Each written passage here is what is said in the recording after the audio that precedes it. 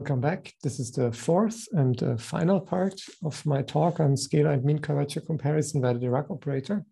And in this part, I will explain the proof ideas that go into our result.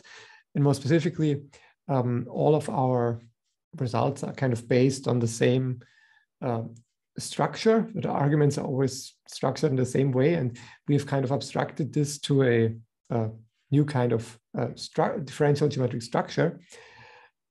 And I will begin here now by explaining that, and then afterwards explain the proof of the bandwidth estimate and rigidity theorem. All right, and so everything what we're doing is based on the notion of a so-called relative Dirac bundle. First of all, a Dirac bundle is something which was introduced by Gromov and Balson, and it's essentially a Hermitian vector bundle together with a Clifford multiplication.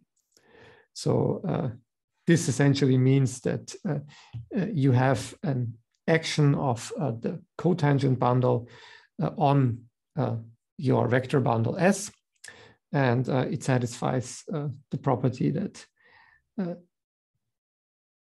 if you take the endomorphism that corresponds to a vector and you square it, you get minus the norm squared of this covector times the identity.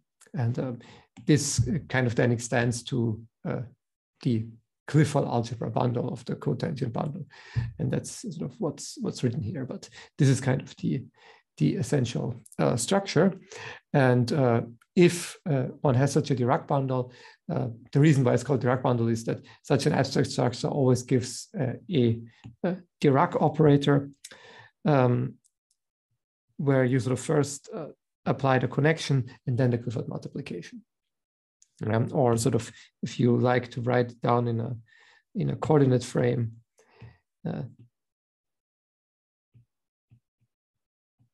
it is sort of this formula.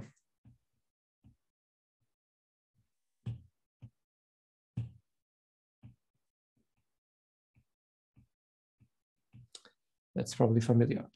And sort of course, the prototypical example of such a Dirac bundle is the Spinor-Dirac bundle, or the Spinor bundle of a spin manifold, and the corresponding Dirac operator is then the usual Spinor-Dirac operator. But what we do here can be sort of phrased in a slightly more general setup, and that's what we're going to use. Okay, so this is the classical notion, just a Dirac bundle that just gives you the Dirac operator, okay? And what sort of we add now is another endomorphism on such a Dirac bundle, which has the property that outside of a compact subset, it is actually a parallel involution. Yeah? And moreover, it anti-commutes with the Clifford action of covectors. And sort of the idea is that kind of outside of the subset K, this kind of identifies two parts of the bundle, and sort of the relevant part that sort of from a topological perspective remains is where it's not identified, and that's the part where K is. And for that reason, we introduce this kind of language that we say K is the support of such a relative Dirac bundle. And what should you have in mind for our applications? For our applications, we'll see two examples in a second, but we'll always kind of have the setup that we have a manifold with boundary, and this support lives in the interior. Yeah, this is also sort of required here, but the idea is kind of that we have some sort of relative structure that removes the the boundary and the neighborhood of the boundary from the considerations. So kind of the support will be usually in the inside. Yeah, so the K will be something like this. All right, just to see what you should have in mind, but sometimes the K will actually be empty. So there are situations where this also makes sense. So this is the abstract structure, and sort of two relevant examples here are first of all odd-dimensional bands. So remember, a band was a manifold with a boundary where we just labeled two boundary parts. And here, and this will actually be the sort of main example that we'll also consider in the proof in the end. Here, what one just does is you just take the usual spinor bundle, yeah, the one you have, if it's a spin manifold, and you just copy it. You just take a direct sum of it with itself. And you also kind of copy the Clifford multiplication that you have on your standard spinor bundle, but you copy it in an odd way, in a sense that if you Clifford act on this part, I then sort of pretend that the image lies in the other summand. So I kind of take the Clifford multiplication, but I also compose it with the operation that switches the order of the summands. And then as a sort of involution that I need, so that is kind of, that then gives me a Dirac bundle in the standard sense. And to make it a relative Dirac bundle, here I just add this Pauli matrix, and that's a constant, that's parallel involution, which actually lives everywhere. So here we will have a relative Dirac bundle with a compact support, which is empty. Okay, this is sort of one example, and this is the example that will be used to prove the bandwidth estimate and the band rigidity theorem.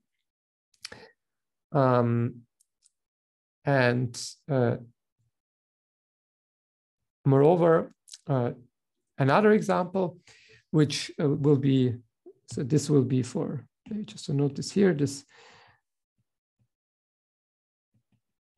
will be for the bandwidth estimate and rigidity. And there's sort of another example that I will not discuss in so much detail, but that is relevant for the normal radius estimate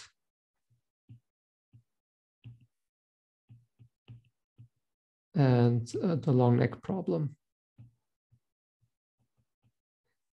So if this example here, the support is not empty. So what happens here is one takes two Hermitian vector bundles over a spin manifold.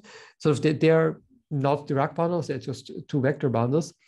And we take a bundle map between the two of them. And we assume that this bundle map is actually a parallel unitary bundle isomorphism outside some compact subset. Yeah?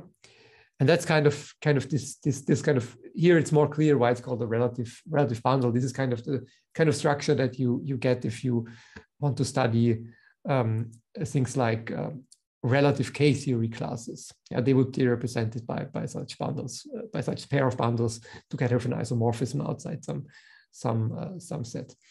And here one can do the following. One can construct a relative Dirac bundle by taking the tensor product of the usual spinor bundle. So this is again the spinor bundle. And then I take tensor product with respect to with the direct sum of these two bundles. And implicitly, there was always a C2 grading. And here, to make this fit together, the idea is that I sort of pretend that one of the bundles here, the E, say, is in the plus part of the C2 grading, and the other one I artificially define to be in the minus part of the C2 grading, and then I take the graded tensor product. So, for instance, the sort of plus part of this bundle S would be the plus part of this spinor bundle tensor product with E, and then plus the minus part of this spinor bundle here, and the bundle F, plus the bundle, tensor the bundle F. And that kind of then gives me the right kind of structure that I need. And I also get this involution sigma, which is given essentially just by using this bundle map psi. And I just put psi here and the adjoint of psi over there on the other end of this block matrix. And then since this is a parallel, since it's a unitary bundle isomorphism outside of K, this will be the right kind of structure. So there it will actually be an isomorphism, and because this psi here will be the inverse of this psi star here on this part where it is unitary. And that gives me that kind of fits into the structure that we defined before. Okay, and I said that this kind of fits into this normal radius estimate. Well, the reason for that is that we assumed that the double of the manifold has a certain kind of property, namely that it is enlargeable or has infinite K area or has infinite head area, however you like it. The idea is that this kind of properties, they are defined in such a way that they give you bundles which are almost flat, so have very small curvature, and which are identified in the neighborhood of the boundary, and also have non-trivial topological information. And sort of these bundles, then they come out of this assumption on the double. Yeah, they are sort of taken out of that, and they are sort of related to this classical notions of enlargeability and infinite K area of Gromov. And sort of very similarly in the long neck problem, there you also get sort of out of the assumption that you have this map to the sphere, say, you can produce two bundles which are identified near the boundary. In fact, there what you actually do is you just take one bundle from the sphere, you pull it back, and since the map is constant or like locally constant near the boundary, you can actually there identify it with the trivial bundle. So for this long neck problem, the E will be an interesting bundle pulled back from the sphere, and the F will be a trivial bundle, and with which it can be identified near the boundary. This was probably a bit quick, and I don't want to focus on this here too much. It's just here, these kind of bundles, they sort of, once you set up things in the right way, they come directly out of the geometric assumption that you do in this situation. So this is kind of the structure. And the important feature of the structure is that it allows to do a kind of useful index theory with boundary conditions. Yeah, so everything is sort of set up that one can now define useful modifications of the Dirac operator, define appropriate boundary conditions, and then one can do estimates. So for this index theory for relative Dirac bundle, we need sort of one more structure. So we start with a complete Riemannian manifold with boundary and a relative Dirac bundle with some support. So for sort of simplicity, just take this example of the band and have the relative Dirac bundle just be essentially the spinor bundle itself up to a direct sum, and that the support can be empty. But sort of this works in general. And then what's important here is we choose some signs. So we choose for each boundary component a sign plus or minus 1. And this is going to be important in the band case. So there, again, the usual picture, we have this manifold with boundary with two components, two boundary parts, and then we have two parts of the boundary labeled. And well, what we will just do, we choose signs for each boundary component here. And what we're going to do is, okay, we already have labeled our boundary components if we have a band, say. So we just really have to put the same sort of structure as a band then if we choose signs. Yeah, so here we choose -1 and here we choose +1. And once you do this, you get boundary conditions.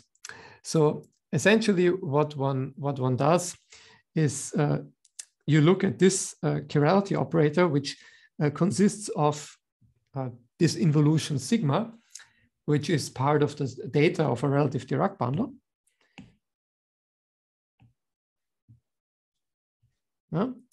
Then you do Clifford multiplication with the interior normal field. This is sort of this part here. So here you fix the interior unit normal, and you make it into a covector, and then you do the Clifford multiplication with it. And it turns out that this composition here is, again, an involution. And the reason for this is that the things are chosen in such a way. This is an involution near the boundary, or even on the boundary. And this is sort of an anti-involution, so it squares to -1. But these two things anti-commute, and then the whole thing is going to be an involution. So you can look at the sort of plus or minus 1 eigenbundles of this involution and use them as boundary conditions, as local boundary conditions. And that's what we're going to do. And this sort of additional choice of a sign is just to say, okay, we can either choose the plus or the -1 eigenbundle, and sometimes it's more appropriate to do one or the other. And so we kind of a priori already fix the sign, and therefore sort of say which one of the two eigenbundles we choose on each boundary component. Okay, so this will be used as a boundary condition.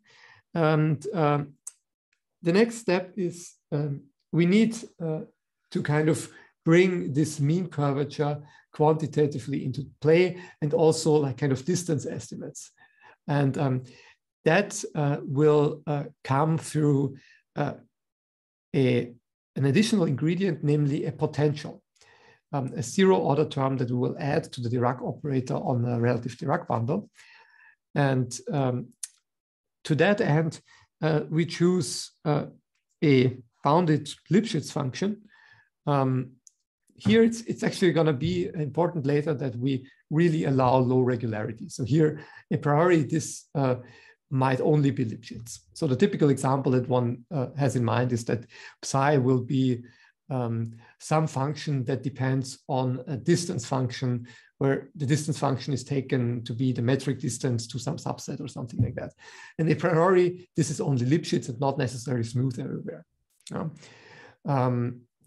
However, it is sort of by Rademacher's theorem differentiable almost everywhere. So kind of the differential still makes sense as an L-infinity section. And we can still consider expressions like this. And it's going to be, what we're going to assume is that on the support of the relative Dirac bundle, this function vanishes. And we're going to assume that outside of some potentially other compact subset L, this expression here is bounded below by some positive constant.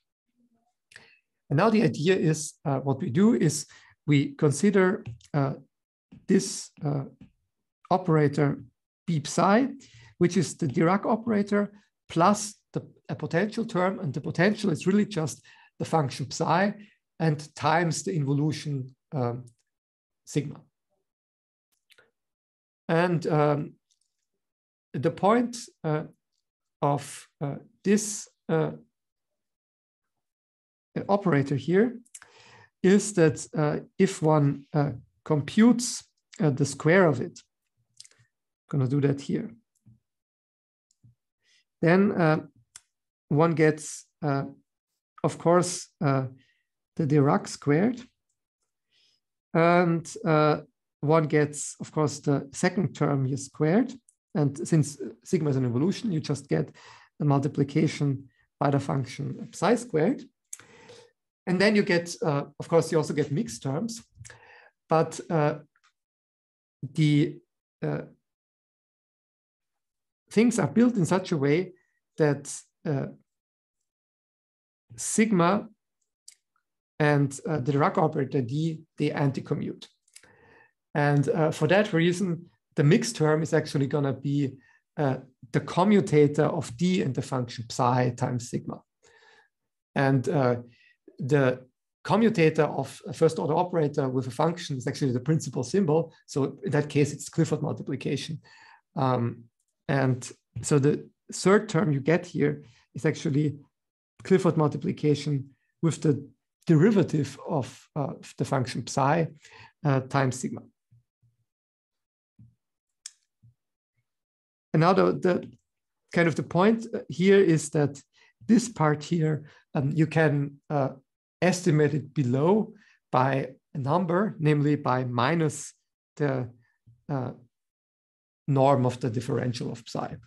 Yeah, because sort of this Clifford multiplication that preserves norms, and sigma is a unitary involution, at least outside of K, where this is relevant.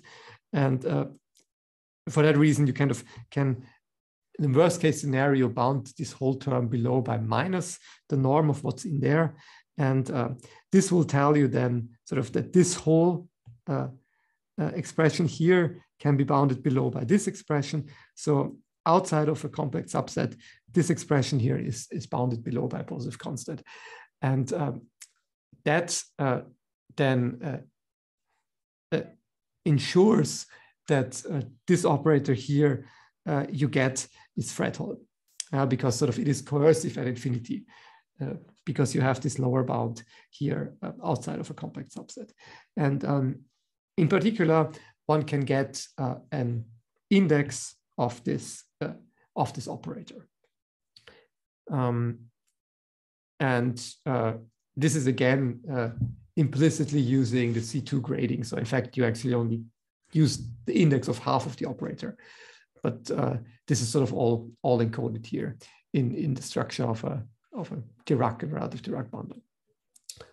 And sort of the final and maybe most important aspect here is that this index one gets here can be computed relatively, well, it can be sort of reduced to computations of sort of index problems that one already knows by a so-called decomposition problem, a decomposition theorem. And this is sort of actually goes in sort of slightly related contexts back to both Bavenbeck and Wojciechowski. And it also sort of appears very prominently in the Beer-Ballmann framework for boundary value problems for elliptic operators of first order. And what it says is that sort of this theorem here of Beer-Ballmann is actually much more general, but if you sort of reduce it to this specific situation of a relative Dirac bundle, what it says here is if you take some manifold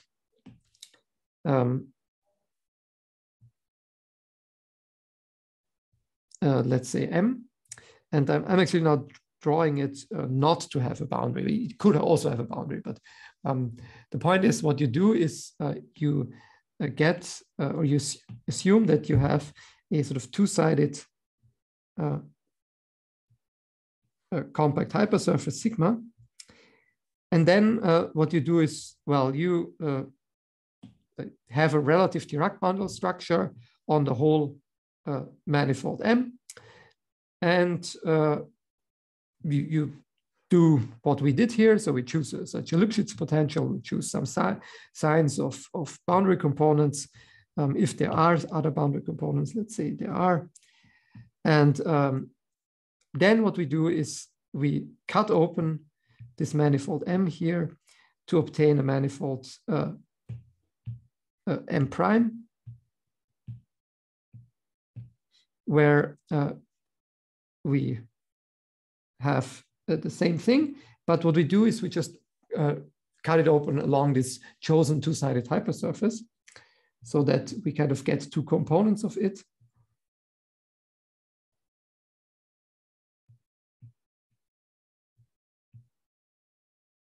So now this looks something like that. And we get sort of here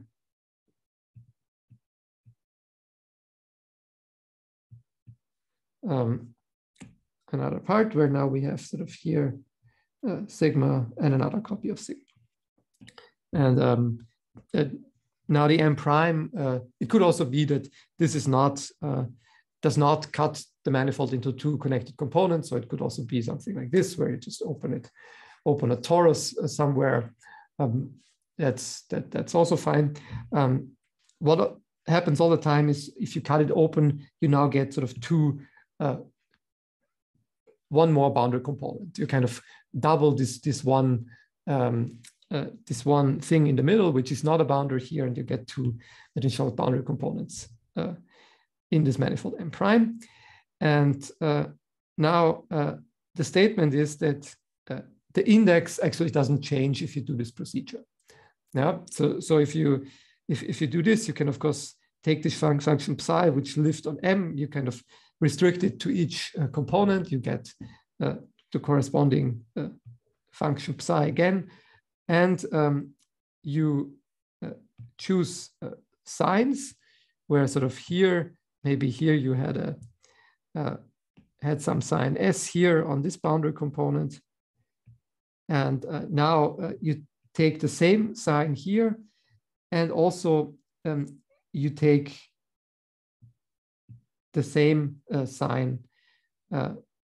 So maybe let's say this was +1. You again take +1 here on the sort of part of the boundary which are not changed. And on the additional boundaries, what you do is you just want to make them equal. Yeah, and this is then going to be sort of the sign S prime. And the statement is then, well, the index doesn't change. So if you cut it open and you sort of cut all the structures open and you just make the signs equal on the parts where it fits together, then actually the index of this prime part here is the same as the index of the thing where you haven't cut it open. In other words, you could say, okay, now I get two components here. In case it's really two components, then this would mean that the sum of the indices here is equal to be the index of the original manifold. And you can imagine that in this situation, you can maybe start with a closed manifold, let's say the double of manifold with boundary, and do some index computations on that, and then cut it open to get some index results on the manifold with boundary you were interested in. So this is kind of the main computational tool that enters here. All right, that's the sort of a brief overview of the index theory. And maybe let's return briefly to the examples again. The first example here would be the odd-dimensional band that we considered before. And we consider the same relative Dirac bundle, taking the direct sum of the spinor bundle itself. And then we now choose the signs. As I said, we take the minus labeled part of the boundary from the band, and we assign it the sign -1, and the plus labeled part, we assign it the sign +1. And then under the situation, one can actually verify using these ideas, using this decomposition theorem, for instance. And there are also other ways one can verify that the index you get, in fact, for any potential, so it doesn't matter what it is, as long as you chose those signs, the index of this complicated operator is really just the head genus of the boundary component of one of the minus part, or by Boltzmann invariance, the same as the plus part. So that is already kind of good, because in the example, let's say in the first main theorem that we had, we assumed that this invariant was non-zero. And now we kind of found a more interesting, more complicated operator, but we've seen that it gives us the same index where we assume something which is non-trivial. So we can then continue working with that and hope that a non-trivial index for this operator allows us to prove something interesting. That's sort of what we're going to do right afterwards. And the other example that I mentioned, where we have two bundles which are isomorphic near the boundary. In that case, here we can again, for any potential we choose, the index of this operator we get here is actually the index of the double of the manifold, where we sort of glue the two bundles together along the boundary.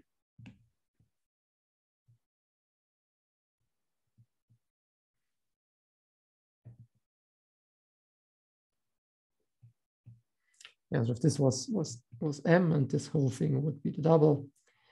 And here, if we have sort of the bundle E here, and they're sort of the bundle E and F, they both live on M, but we kind of now pretend that sort of the E lives on the one half, and the F lives on the sort of other part of the double, which is the same manifold. And then we use this isomorphism near the boundary to glue them together and get a bundle over the whole double. And then we essentially get the index of the Dirac operator on the double twisted by this doubled bundle. Okay, and that's then going to be useful, because in the situation that we have in the long neck problem and the normal radius estimate, what comes from the geometry of from the topological assumptions is that this index is non-zero, and again, then this is going to be useful. Yeah. So this sort of non-vanishing is by assumption in the main theorems.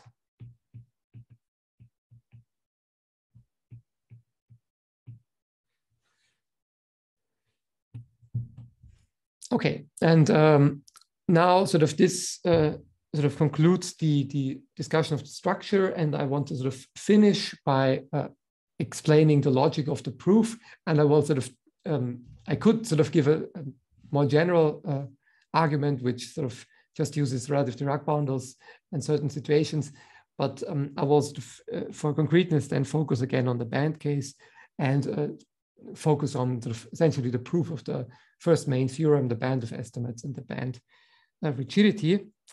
And there, sort of spectral computation is the key. Maybe let's set it up a little bit to say what we want to do here. So, I mean, the situation is that I want to consider a potential which is written like this. It is sort of the composition of a scalar valued function with a one Lipschitz function x, which is defined on the manifold. And x is kind of a distance function.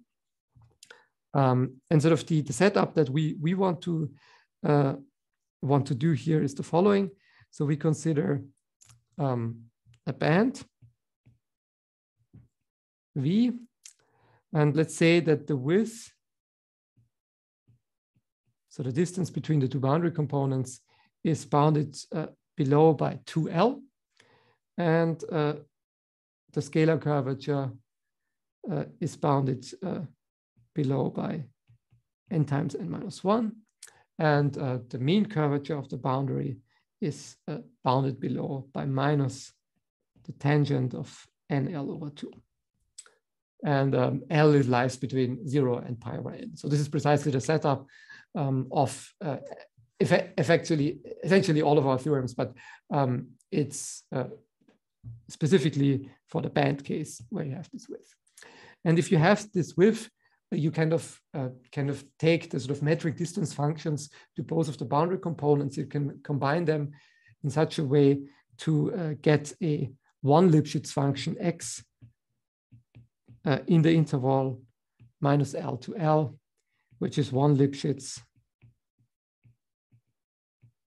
and such that if you restrict it to plus or minus part of the boundary, it is actually equal to plus or minus L. Yeah, sort of that kind of witnesses the fact that the width, the distance between the two boundary components is 2L. Is at least 2L. And but what's important is here, if it's only equal to 2L, if it's not strictly bigger, then this function here a priori will only be Lipschitz. It's not necessarily smooth. So you cannot, this is just a fact of life that if you take a general distance function, it will not be necessarily be smooth. You could try to approximate it by something smooth, but then you will lose a little bit of room and you will not get precisely equal to plus minus L if you only have equality here.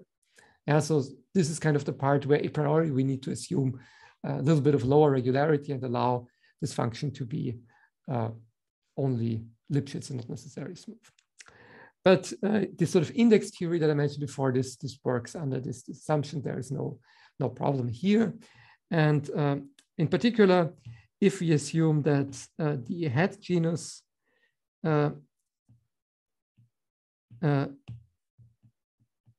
of, let's say, is non-zero, then we know that the index of this operator B psi S, well, which we had before, is non-zero. And therefore, we get a section U, which is non-zero and lies in the kernel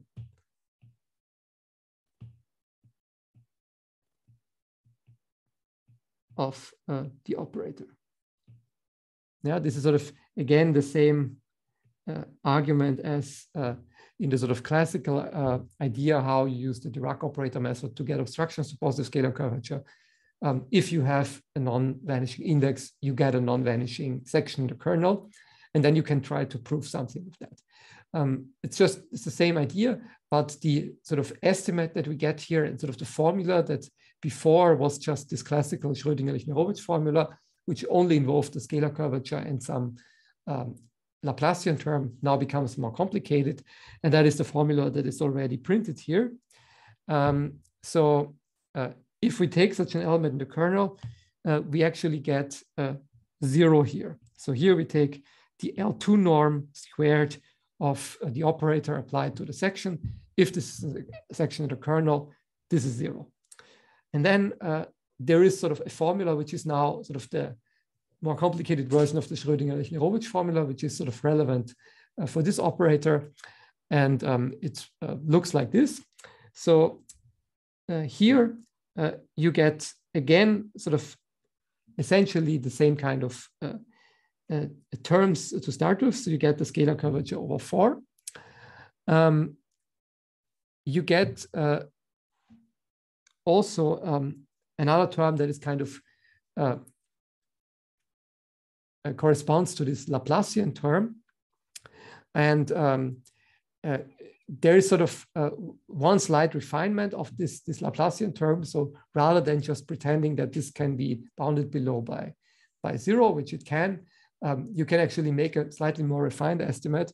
And that's already done here. And if you do that, you kind of get the so-called Penrose operator. And the Penrose operator is just this formula here. Yeah, so here you get the Penrose operator is something that takes a covector or a vector and a section of the bundle we're considering, and produces again a section of the bundle we're considering. And it's essentially the connection, the covariant derivative, plus the Dirac operator and composed of the Clifford multiplication. And it turns out that this sort of appears here as a non-negative term. Sort of this is what appears here. And in the sort of classical applications, you can just bound this below by 0 and be done with it. But for the rigidity argument, then it will turn out to be useful to actually keep it and work with it. And this is sort of the classical part you get from Schrödinger-Lichner-Robic. Then you get another term. So you get another term which uses this, this function f, or sort of which kind of incorporates the potential.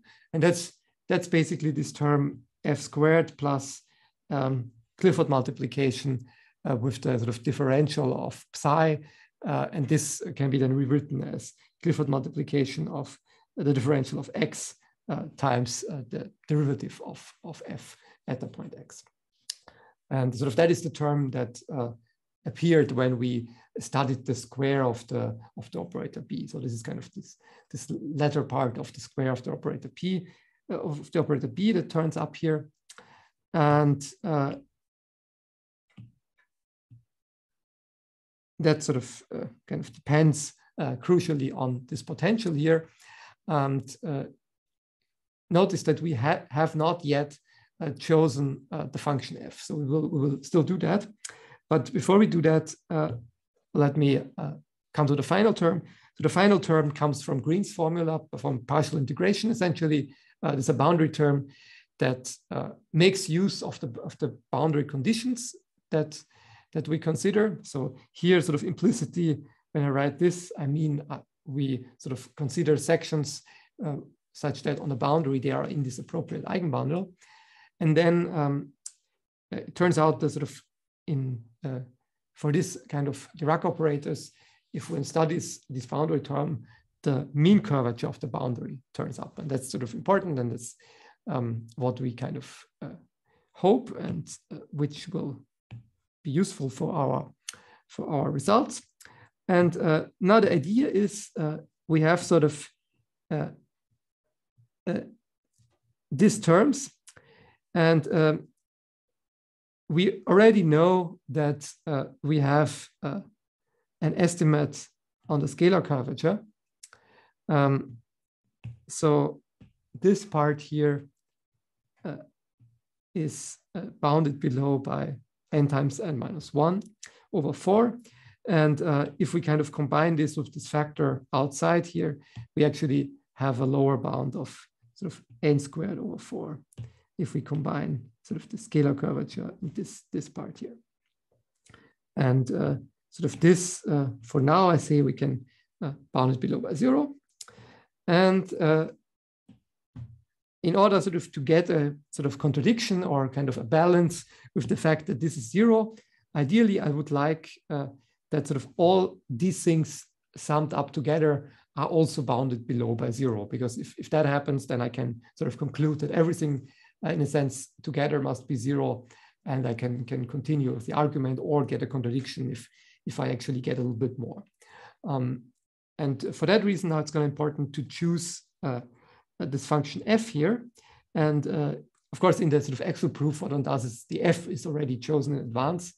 But now the way sort of one finds the proof is one sort of looks at this formula and sees what the f needs to be. And what will turn out to be useful is to choose the f in such a way that the f essentially corresponds to the mean curvature up with respect to the kind of the opposite sign, such that this one here is bounded below by 0. And then if everything together should be 0, then what happens here should precisely balance out the part here. So I kind of want this part here to be bounded below by minus n squared over 4 to sort of cancel with this n squared over 4 up there. And luckily, it turns out there is precisely one function that satisfies both, so that you kind of get a kind of differential equation here. And it turns out that if you solve this differential equation here, you kind of get the restriction on the mean curvature that you want. And and sort of the function that you choose in the end is then up to this factor of n over 2, precisely the mean curvature in the model warped product situation that we considered in the beginning. So these considerations lead us to choose f of x to be n over 2 times the tangent of nx over 2. And one can then kind of check that this satisfies this differential equation, f squared of x minus f prime of x is equal to minus n squared over 4. Now this kind of then gives us this here, this lower bound. And this tangent here, this is precisely the mean curvature assumption that we had here. Sort of, if you combine this and this formula here, you see that at the boundary, it's precisely assumed that this is bounded below by 0. So and that kind of means that the whole thing is bounded below by 0, but this is 0 by assumption because it's in the kernel. And for that reason, you now get that sort of this and this balances out. This is also 0. So you conclude that the L2 norm of the Penrose operator of U must be 0 as well. And now you can kind of continue the argument and analyze what this means. So if we sort of continue here, we get sort of, first of all, we get that the Penrose operator of U is 0. And second of all, we get that let's scroll back a little bit. We also get that Clifford multiplication dx times sigma of U must be equal to minus U. And the reason is that, as I said, in the sort of worst case scenario, this here can be bounded below by minus the norm of the differential. But sort of, again, because everything now fixed together with 0, we actually must be in the worst case scenario. So here, this here must really act as minus the identity in order for this to fit together. And sort of this you get by analyzing these terms and seeing that sort of a bunch of integrands must be 0 separately. And now if we continue, you can get a bunch of facts. So if we use now, let's say 2, we can sort of again try to compute the operator b squared. Well, since U is in the kernel of B, this is 0, but now we can sort of rewrite this operator b squared as before. And then it is d squared U plus f of x squared U, and also minus f prime of x U. And here, in fact, we would have sort of this term here instead of the minus, but this is sort of where sort of the two is already used here. And now you can sort of rewrite this as d squared of U plus f of x squared minus f prime of x in parentheses U. And this here is equal to minus n squared over 4. So from this, you get that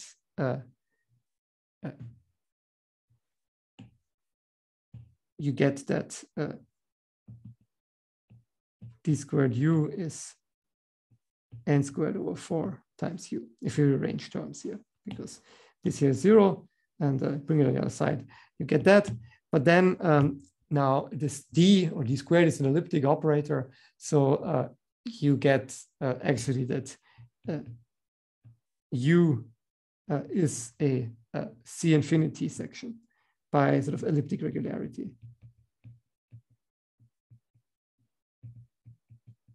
Remember that in the beginning, we can't automatically conclude that U is C infinity just because it's in the kernel of this operator, because the coefficients, they might not be smooth a priori. So like this potential term. So this is sort of, we only get it now. There is sort of some argument here that was necessary.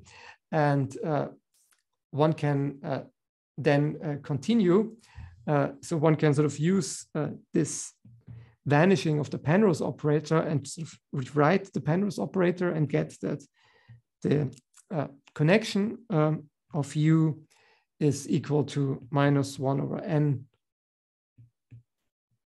C of psi du. And now you actually use that U is in the kernel of the operator B, and B is the operator D plus this function f times f of x times sigma. And this means you can rewrite this du as minus f of x sigma u. And so you get in total a plus f of x over n Clifford of psi sigma u. And then now you use the second part again. So this sigma u, you can rewrite it as in terms of dx, Clifford multiplication of dx, and you get that this is actually f of x over n c psi c dx u. And then, okay, there is some computation that has to be done at this point, but the idea here is kind of that now you get sort of a differential equation on your section here. Sort of you get some very restrictive differential equation, in fact, on your section here. And one can sort of do some computation. So it's essentially solving an ODE here. And one gets that after some computation that the norm of u squared must actually be a constant times phi of x, where phi of x is really a concrete function now. It is this function cosine nx over 2 to the power 2 over n. And this is actually sort of greater or equal than 0. And now it's sort of one, another observation is that since you have this expression here and u is non-zero and this is positive everywhere, this actually now means that this section u must be also in the norm of it must be positive everywhere, so it vanishes nowhere. And from this, if we combine it with 2, so with this observation here, now you have a smooth section which vanishes nowhere, and if you apply Clifford multiplication with the differential of x to this, so this is smooth again, and you get something smooth here, then you can immediately conclude that this section of endomorphisms coming from the Clifford multiplication must be smooth as well. And then in turn, you get that the differential of x must be smooth. And then one step further, you get that x is smooth. So if you combine this with 2, you get that x is smooth. And this now is sort of almost, you're almost done now, because if x is smooth, and moreover, you conclude from this that the norm of the differential is constant equal to 1. So in other words, this is a smooth distance function. And from this, the sort of generalized Gauss lemma immediately gives you that V as a whole must be diffeomorphic to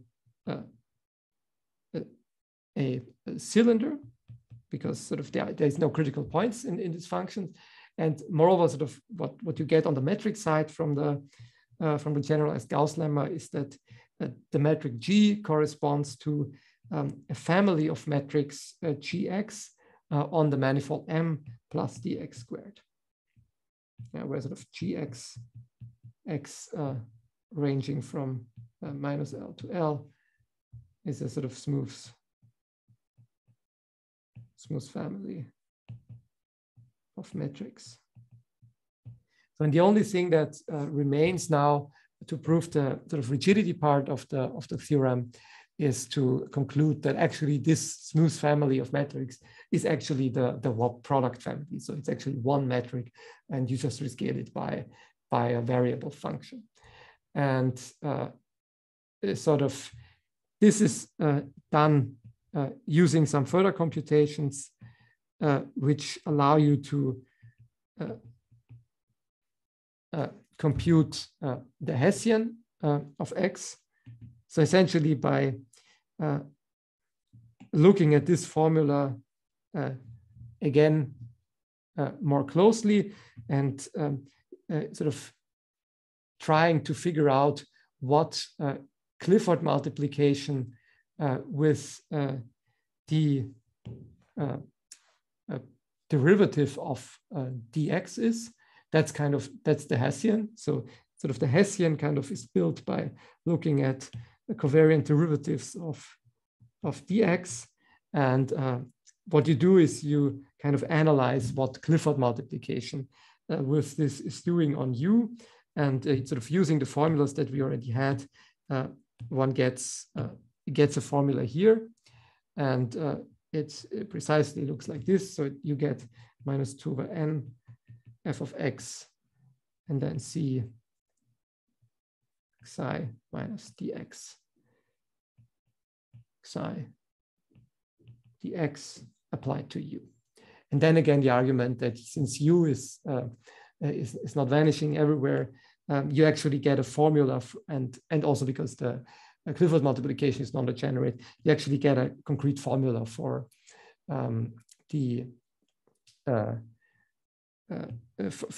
for this expression here, and that actually computes in the Hessian. And then if you can rewrite this as the Hessian of x is equal to minus 2 over n f of x times the metric gx. And this is actually already good enough. Sort of if you have the formula for the Hessian, then this expression here, this is actually equal to the logarithmic derivative of phi, and this corresponds to the mean curvature of the mean curvature sort of this cross section with respect to